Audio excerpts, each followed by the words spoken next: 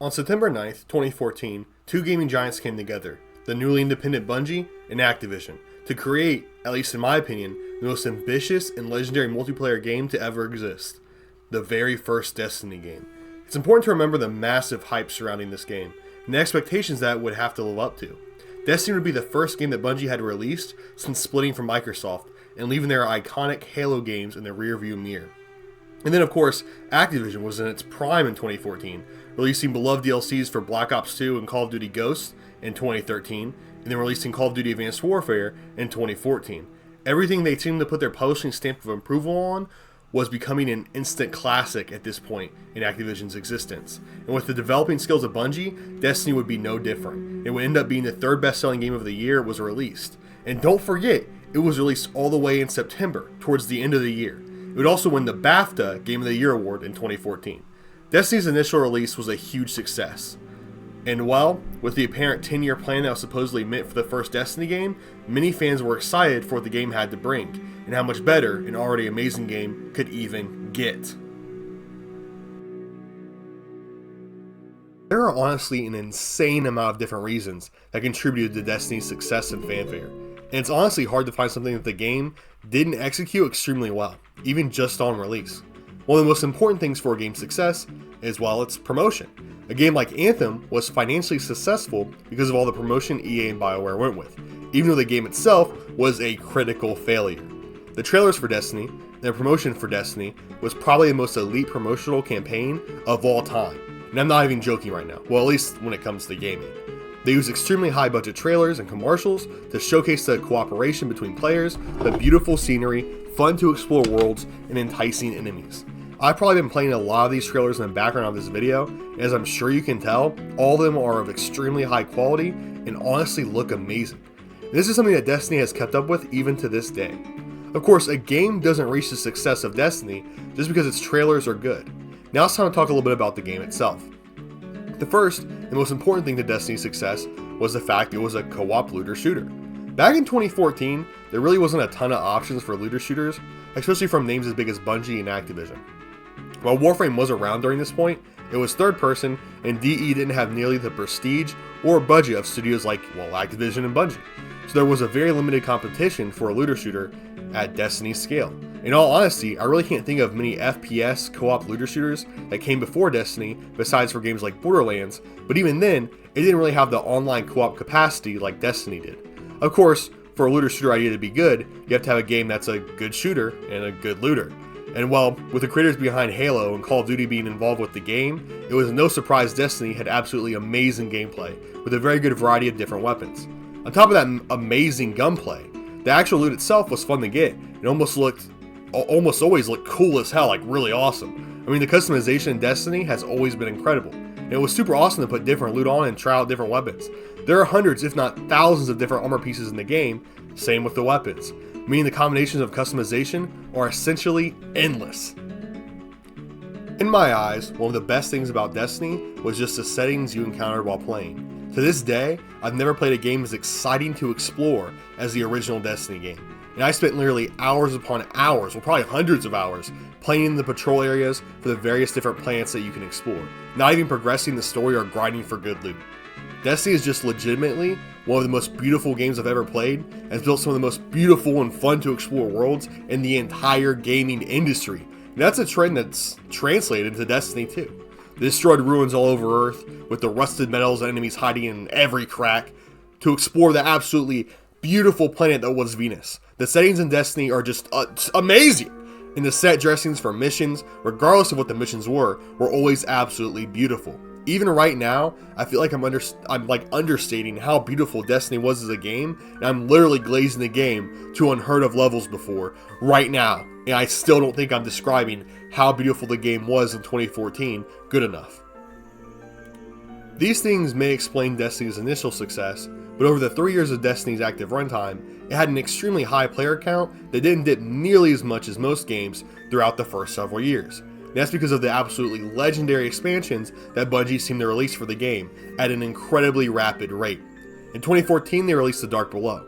Then 5 months later, they released The House of Wolves in 2015.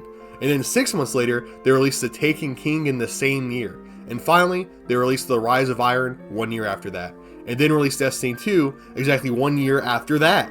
In the 3 years Destiny was active, between 2014 and 2017, the game had received 4 massive expansions.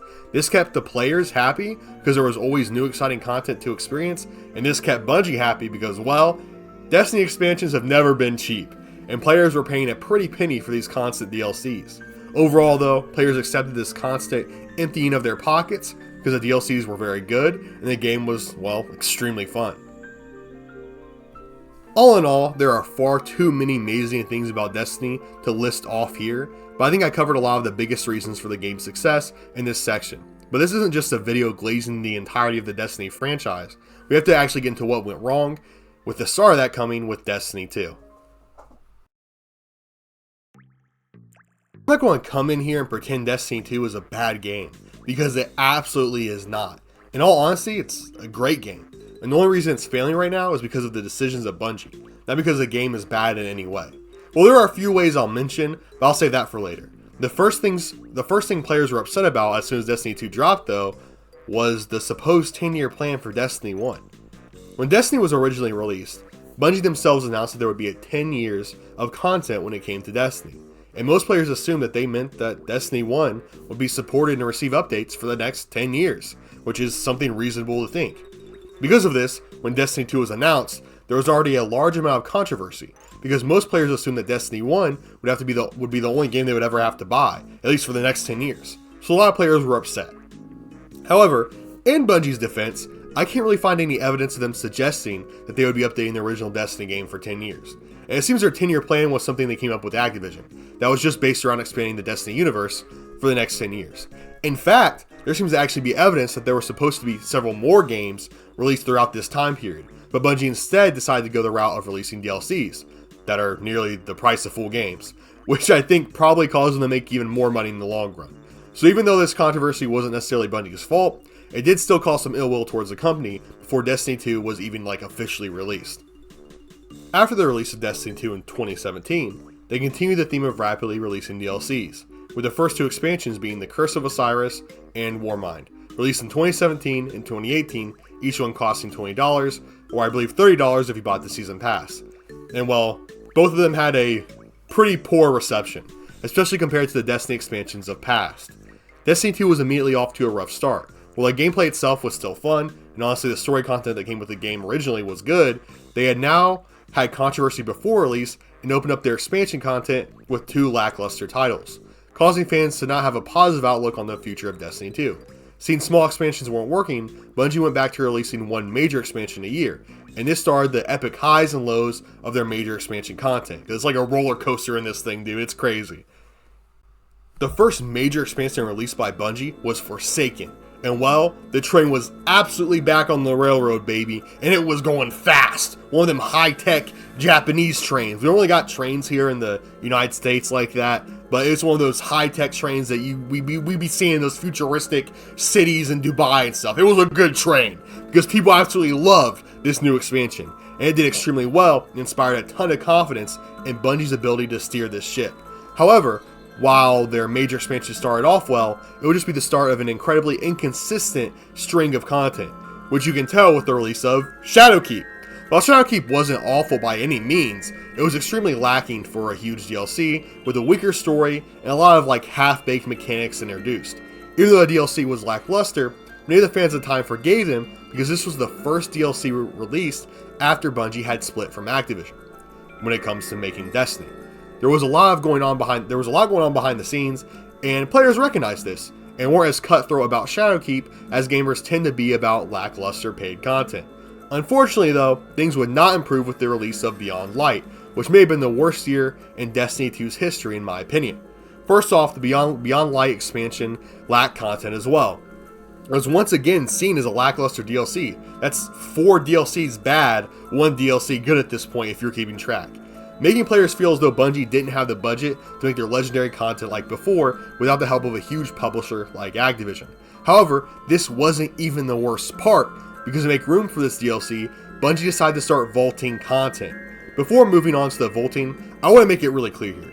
But Beyond Light and Shadowkeep aren't bad content. They're just not worth the price tag and up to the standards Destiny 1 had set for the series. Anyway, they didn't just vault any content, back to the vaulting here. They literally vaulted the main story of Destiny 2. The main story that came with the game that cost $60. In my mind, it's like honestly unforgivable to remove paid content from a game, especially paid content as important as the main fucking story of the game. I honestly can't believe Destiny 2 survived these few years. In all honesty though, a lot of people weren't too mad about this. They accepted Bungie's excuse of the game getting too big, and while it was controversial, it's only seen a lot of pushback now that Bungie has lost favor for different reasons. In the actual moment, it was definitely not a likely move, but it also wasn't even close to world ending. I've actually seen people defending them removing content by saying the game was bad somehow or unimportant to the story. Like, I literally am looking at all these threads from around that time now to doing research for this video, and there's actual people saying, well, the story sucked anyway, so they should have removed it. So you're hating on the game to excuse them removing content? Second off, the story didn't suck, in my opinion. Destiny fanboys around 4 years ago were absolutely insane and vehemently defended Bungie removing the main campaign from Destiny 2 and used it being a live service game as an excuse to be able to remove paid for content, and that they were morally right for doing it somehow. Looking back at these old Reddit threads along with other forums is like shocking. People were defending Bungie for literally everything they do, even if it was inherently predatory. So to see the shift now to everyone hating on Bungie is absolutely insane, but I would argue their worst practices were being done years ago. I also want to say I actually really enjoyed the Red War campaign, and some of the cutscenes are still iconic to this day.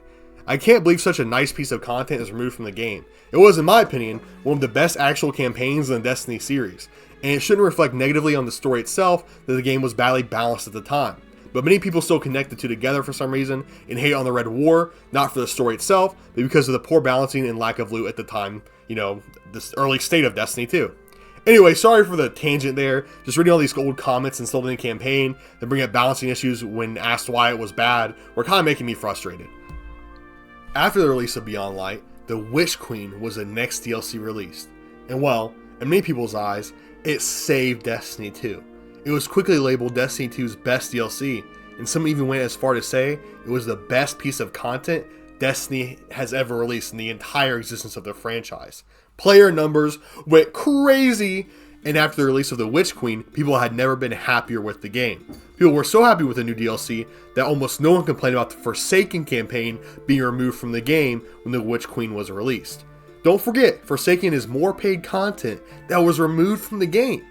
But as Destiny fanboys said at the time, Destiny is a live service game, and you should have read the terms and services. You absolute losers! You deserve to get scammed out of the content you paid for. Loser! Read it next time. Loser! Anyway, the next DLC that was released was Lightfall, and well, it wasn't received well. In fact, it might be the worst received DLC in the history of Destiny, besides for the Curse of Osiris and the Warmind mini DLCs.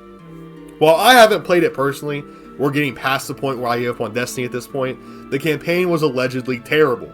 The writing especially, and extremely short on top of that from what I've been able to research. From what I can see, Shadowkeep and Lightfall are in contention for worst major DLC, with Lightfall probably getting the nod because it was released directly after the Witch Queen, so it's kind of unfair because like a lackluster DLC that was released right after like the greatest DLC they ever released. So it's like, it's hard to compete.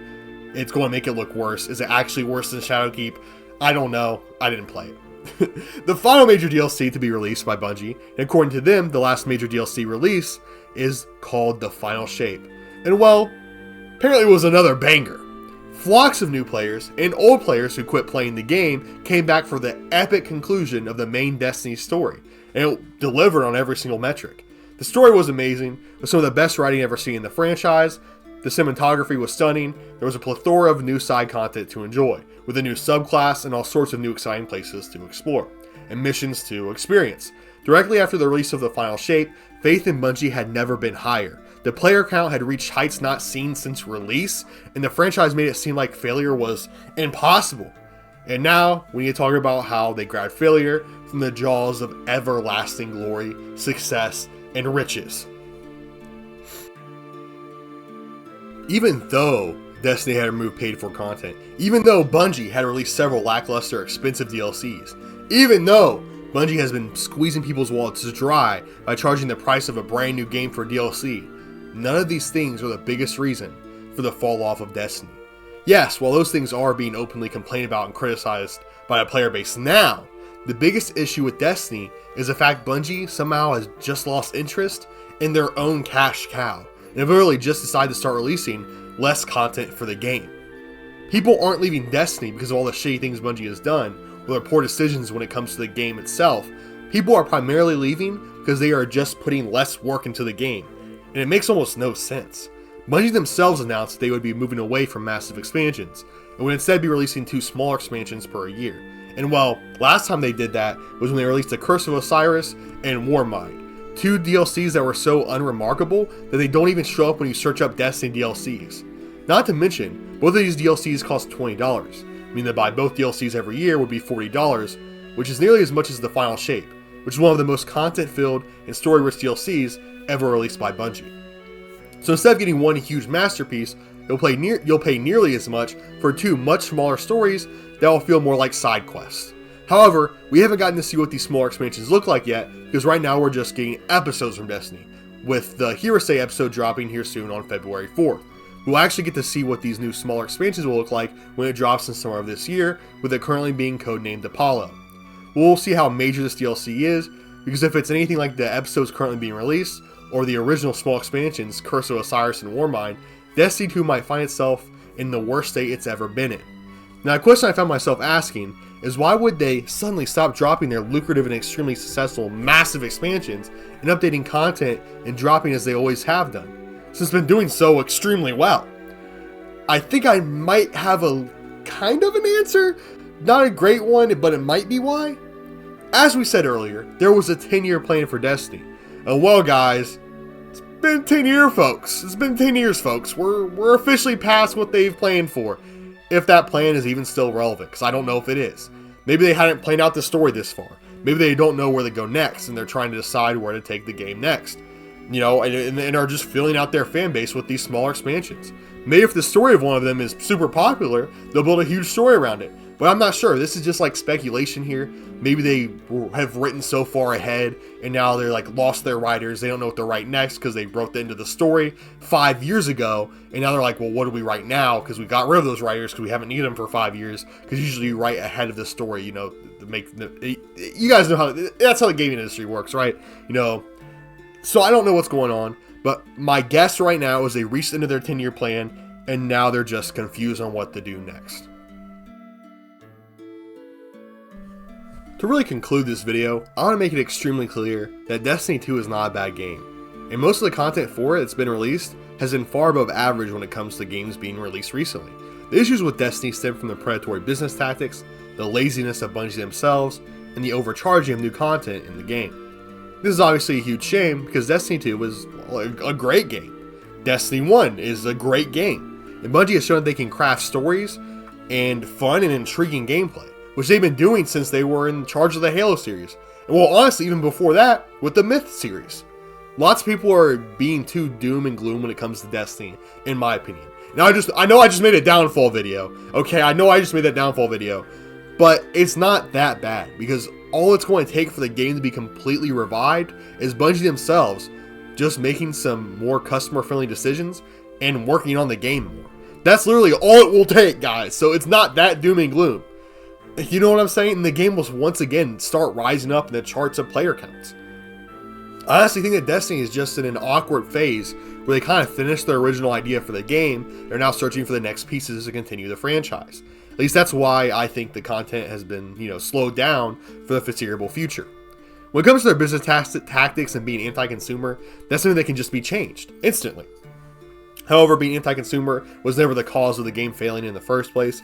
So if they just never change that, I don't really be that surprised.